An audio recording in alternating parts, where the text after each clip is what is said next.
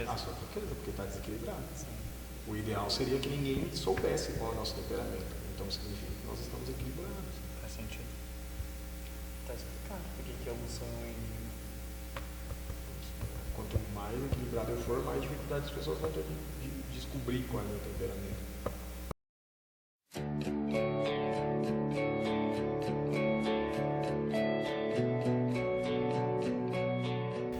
Olá, irmãos, a paz de Jesus e o amor de Maria, sejam bem-vindos a mais um vídeo da nossa série. A gente já falou sobre o temperamento fleumático, o temperamento sanguíneo. Nós estamos aqui com o nosso irmão, se apresenta aí, vamos falar sobre o temperamento colérico hoje, vai lá. Olá, irmãos, a paz de Jesus, o amor de Maria, eu me chamo Leandro, tenho 38 anos, sou casado com a Érica, pai do Gabriel, do Rafael. Somos servos do grupo de oração Servos do Bom Pastor com Maria, da paróquia Bom Pastor, aqui na Diocese de Santo Amaro, e juntos temos entregado a nossa vida a Deus na evangelização, nesse tempo também no Ministério de Formação, aí a pedido do nosso coordenador diocesano José Maria. E é isso aí. Mais importante do que tudo isso é que sou filho amado de Deus. Glória a Deus. Irmãos, a gente até brincava aqui pela cara dele, já dá para perceber qual é o temperamento, né? Temperamento colérico.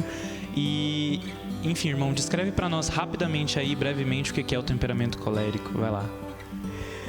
Então,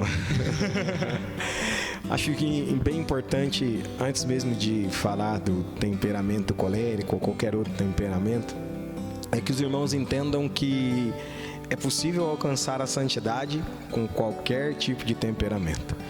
Basta que a gente equilibre ele e que o Espírito Santo nos ajude nesse sentido, né?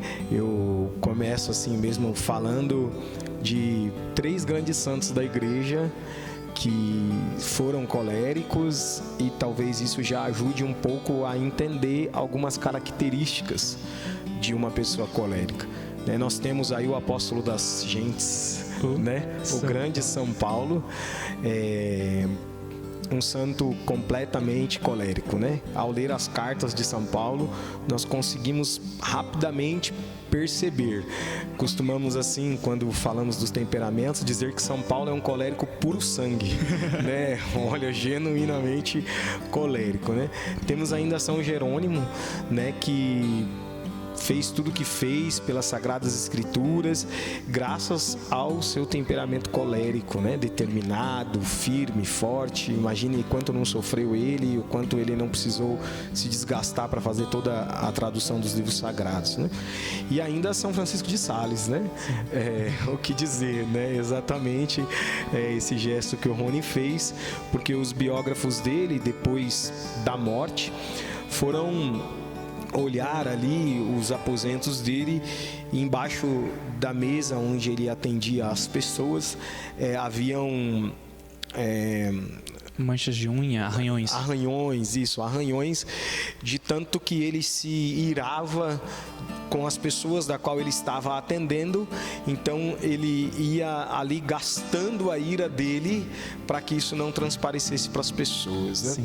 Então assim, nós podemos dizer que o colérico, ele é uma pessoa irascível, se ira com muita facilidade, se irrita com muita facilidade, uma pessoa muito violenta, muito agressiva, uma pessoa que ela é destemida, ela enfrenta as dificuldades, uma pessoa que é determinada, uma pessoa que é audaciosa, uma pessoa que não tem muito apego aos detalhes, mas ela prefere a praticidade do dia a dia, a organização. Pessoas que têm um perfil de liderança muito forte, ao mesmo tempo têm dificuldade de serem lideradas. Enfim, o colérico, ele abrange aí toda essa gama. Algumas pessoas definem um colérico assim: essa pessoa tem um temperamento forte, né? Então, quando dizem assim de uma pessoa, normalmente essa pessoa é uma pessoa colérica, né? Sim. E tudo isso são fraquezas e são potencialidades da alma, né? Do temperamento, e que nós temos que ir trabalhando aí na vida, né? Sim, e é isso que é interessante que o Leandro falou, que tem que ser trabalhado, porque, por exemplo, São Francisco de Sales, né? Pela questão dos arranhões, obviamente ele não transparecia sua raiva nesses momentos, com certeza, porque ele descontava ali no móvel. Então, uma frase que a gente dizia aqui nos bastidores, o Leandro disse, né, que quanto mais as pessoas não descobrirem o meu temperamento, mas as virtudes estão em mim, ou seja, a graça tem operado em mim algo semelhante assim. E então eu penso que, obviamente, todos os outros temperamentos eles vão se irar em algum momento, até porque a ira é um pecado. Não estamos falando aqui de personalidade necessariamente. O colérico ele vai ter uma tendência maior a se irar, a ficar a ser bravo e etc. Falando em ser bravo, irmão, nesse aspecto de temperamento, as pessoas elas têm um medo de chegar perto de você? Bastante medo. Isso em todos os lugares, né? É uma dificuldade que eu enfrento. Isso não é de agora, sempre fui assim. Desde o meu primeiro sacerdote, ele já dizia isso para mim. Você bloqueia as pessoas de chegarem perto de você. Né? Isso é na minha vida profissional, isso é também na minha vida religiosa, na minha vida familiar, nos ambientes sociais. As pessoas têm muito medo. Então, as pessoas que são mais tímidas, elas não chegam perto de mim. Algumas pessoas, quando vêm falar comigo, até ficam tremendo. E eu acho super engraçado, porque eu digo, por que você está tremendo? Não, tenho um pouco de medo de falar com você. Mas depois de um tempo, as pessoas vão conhecendo, né? Aqueles que têm coragem, aqueles que não correm antes, as pessoas vão conhecendo e elas vão vendo que na verdade não é isso, que é uma casca, talvez, algo que a gente precisa ainda permitir que Deus trabalhe em nós. Sim, nesse caso de que a gente sabe, né, da questão um pouco de personalidade, do temperamento que você falou, seu pai, assim, você falou aqui pra gente de que ele era colérico, as pessoas também tinham essas reações com ele, de ter medo de se aproximar, etc. Ele é o colérico da família? Ele é. Eu não sei dizer se as pessoas tinham medo de se aproximar, porque assim como eu também, meu pai sempre viveu rodeado de muita gente, né? Mas certamente meu pai é uma pessoa colérica e minha família paterna, toda ela é muito colérica. E nós puxamos certamente esse temperamento deles, eu, minha irmã, né? Nós somos assim, mas minhas primas também, minhas tias também. Podia dizer uma expressão assim que me vem à mente, como que cavalos indomáveis, né? Se não for pelo espírito, o bicho fica difícil de conter, viu? Eita, irmão. Falando sobre essa questão de família, claro que os outros irmãos já responderam, mas assim, no seu ponto de vista, diante daquilo que você tem vivido, você acha interessante olhar para as pessoas da sua família, sua árvore genealógica, e tentar entender um pouquinho daquilo que você é e aquilo que você precisa trabalhar em você? Eu falo isso, por exemplo, com a minha mãe. Às vezes eu olho para a realidade dela e eu falo, encontrei uma resposta daquilo que eu sou. Porque às vezes o que me irrita nela é aquilo que eu descobri que eu sou, e aí eu levo para a oração e tentamos melhorar. Mas qual é o seu posicionamento diante disso? Teve alguma situação que você já se viu e aí você entende de que é necessário procurar, sei lá, na sua família? Sinceramente, eu nunca parei para pensar profundamente nisso, tá? Mas assim, analisando agora, né, diante dessa sua fala, eu não acho que o temperamento que está nos meus antepassados, eles vão me influenciar hoje de maneira positiva ou negativa.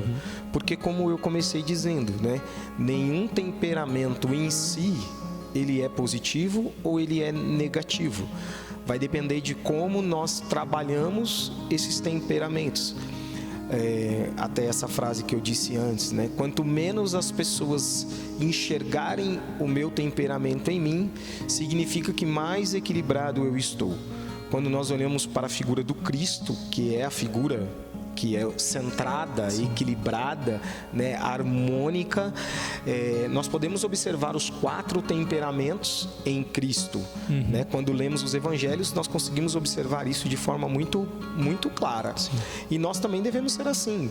Né? Se estou muito pendendo para um lado, eu tenho que fazer uma força contrária para que eu volte para o centro. Porque já diziam os santos da igreja, né, que a virtude está no centro. Né? Deus está no centro. O equilíbrio é onde nós devemos estar. Os extremos são ruins, né? Em todas as áreas da nossa vida, os extremos são ruins. Também nos temperamentos, quando eu estou muito em um extremo, é ruim. Sim. na questão agora de convívio com as pessoas, como que funciona a sua pessoa, Leandro, como colérico no relacionamento com os outros? Você já falou dessa questão de que as pessoas têm essa dificuldade de se aproximar, mas no sentido de você, qual é a sua reação diante dos outros, talvez temperamentos, ou diante de outras personalidades que você está aí rodeado e tem que trabalhar, né? Eu sinceramente não tenho muita dificuldade de me relacionar com pessoas de outros tipos de temperamento. Estou dizendo hoje. E quando eu procuro pessoas para me relacionar, até procuro algumas pessoas que são contrárias a mim, porque eu sei que essas pessoas que são contrárias a mim, elas vão me tensionar para que eu venha mais para o centro. E eu consigo, com a graça de Deus, com o auxílio do Espírito Santo, ainda que por vezes eu tenha que arranhar a mesa ou alguma outra coisa, né, a respeitar o tempo do outro, o momento do outro. Sem dúvida, por diversas vezes acontece o desequilíbrio, então sai daqui, deixa que eu faço mesmo, eu vou lá e faço. É próprio do temperamento do colérico isso. Mas hoje eu entendo. Só para ter um exemplo, uma vez eu estava num grupo de oração e não tinha ninguém para tocar violão na ocasião. Nós estávamos com uma escassez de músico nessa época, no meu grupo de oração. E eu comecei a questionar a Deus, porque diversas vezes eu tentei aprender a tocar violão. Eu falei, Senhor, se eu tivesse aprendido, então não teria esse problema. Então, o Senhor prontamente me deu a resposta, né? E você seria ainda mais vaidoso, ainda mais orgulhoso. Que bom que você depende do outro. Glória a Deus. Né? Então, eu consigo, graças a Deus, me relacionar bem. Assim, é claro que há o sofrimento, né? Quando você tem algo muito oposto ao seu. Mas eu penso que eu tenho conseguido, sim, superar isso em minha vida. Ótimo. Você acha que a forma com que você fala com Deus, eu falo isso por mim, né? Às vezes eu sou muito, por ser melancólico, eu sou às vezes muito melancólico na forma com que eu falo com Deus. Ou que eu me relaciono nas minhas orações, então sempre costumo chorar, não falando sobre sentimentalismo e tal, etc. Mas é uma tendência do temperamento. Você acha que às vezes você já se irou alguma vez com Deus, ou já se comportou colericamente na forma de oração? Você costuma ser extravagante assim? Sim. A minha forma de orar é assim, né? Quem me conhece vê eu orando de modo especial quando eu estou... Claro que em público, porque no meu quarto ninguém me vê orando. Raramente a minha esposa. Mas sim, ela é uma forma que extravasa. É muito expressiva, é muito espontânea. Normalmente um tom de voz mais elevado. Sim. Mas eu nunca me irei com Deus. Você comentou alguma coisa do pecado da ira. Sim. Né? Na verdade... A ira, ela se torna um pecado quando ela é canalizada para algo ruim. O contrário, a ira, ela é uma virtude. Ela está na nossa alma como um cachorro está em uma casa, para impedir que o inimigo chegue, para impedir que o ladrão chegue. Então, quando eu percebo o demônio se aproximando de mim, eu coloco em exercício a ira para que eu expulse ele. Mas, o que acontece? Muitas vezes eu olho meu irmão como o demônio. Então, eu solto a ira em cima do meu irmão. E aí isso se torna um pecado. Então, muitas vezes com Deus também a gente usa isso no momento de dificuldade, no momento de aflição, no momento de pecado. Então você solta aquela ira, aquela fúria e você ora de maneira mais intensa, não no sentido de estar com raiva ou de estar irado contra Deus. Isso eu não me recordo nenhuma vez de ter confessado esse pecado, né? Se preciso de repente fazer um exame de consciência mais profundo aí. Entendi. Irmãos, na questão de tratamento consigo mesmo, o colérico ele é exigente consigo? Você é exigente? Deveria ser mais. Deveria ser mais. Uma vez em um teste que foi aplicado na minha empresa, isso me levou a refletir muito. Porque nesse teste saiu que eu sou uma pessoa muito exigente com os outros e condescendente comigo mesmo. Nossa. Isso me preocupou muito. Sim. Até porque, se eu não me engano, Santo Agostinho ele vai dizer, né, que é uma grande injustiça exigir que os outros façam algo quando você mesmo não faz. E isso me gerou grande preocupação. É algo que eu sempre tenho tentado observar na minha vida. Tanto é que já aconteceu de eu ser convidado para pregar determinado ponto e eu recusar a pregação e dizer para a pessoa: olha, se você quiser agendar para daqui 6 meses, eu vou, mas primeiro eu tenho que aplicar isso na minha vida, porque eu ainda não estou aplicando. Então, mas eu costumo ser exigente, não só comigo, mas com as pessoas que estão perto de mim também. Eu exijo bastante. Sim.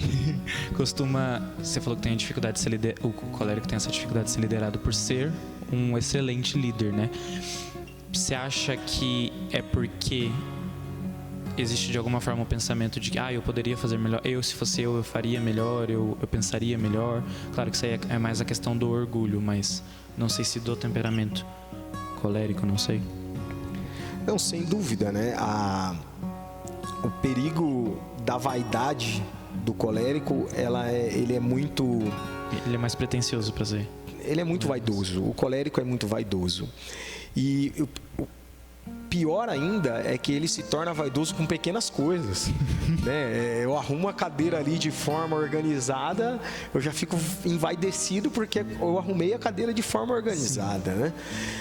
Então, isso é um pecado muito, muito sensível na vida de uma pessoa colérica. E então ele tem tendência assim a avaliar a liderança do outro e ficar o tempo inteiro pensando que poderia fazer de forma diferente e melhor, né? Porque não necessariamente fazer diferente é fazer melhor. Mas ele tem essa tendência. Então é algo que a gente precisa ir trabalhando em Deus, né? Eu me esforço muito para isso, né? Dentro do meu grupo de oração, por exemplo, hoje eu não exerço nenhuma coordenação. Não coordeno nada, não lidero nada, não sou membro do núcleo do meu grupo e o tempo inteiro eu fico me esforçando para eu ser um servo inútil, um servo inútil, sentar como os outros estão sentados, porque eu passei durante 8 anos num exercício de liderança muito grande, primeiro coordenando meu grupo, depois coordenando a diocese. Não que hoje eu não coordene, ainda coordeno o Ministério de Formação na diocese, mas não é uma coordenação como a coordenação de um grupo, a coordenação diocesana. Então eu tenho que ficar voltando o tempo inteiro e me recordando, né? Desce lá, escuta o que o oleiro tem para te dizer, senta, deixa o oleiro te moldar. E o oleiro está nesse tempo na vida do meu irmão que está coordenando. Com certeza, inclusive sua esposa, que a esposa dele é coordenadora do grupo dele, então verdade. Ele costuma dizer que em tudo ele é obrigado a obedecer, né? Só todo mundo me manda. Glória a Deus.